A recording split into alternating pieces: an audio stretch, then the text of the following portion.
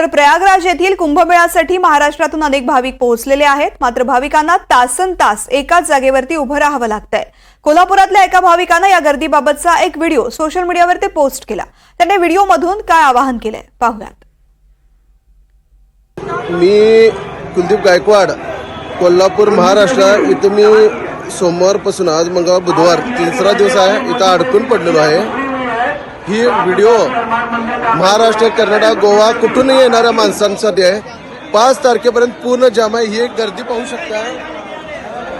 हे पूर्ण माणसांची राहायची परिस्थिती वर्स्ट झालेली आहे। मी छोटासा व्हिडिओ करत आहे। या व्हिडिओ प्रमाणे कुणीही येऊ नका, 5 तारखेपर्यंत येऊ नका। खूप गर्दी आहे, माणसांना मिळेल तिथं राहायला लागलेत। हे बघा।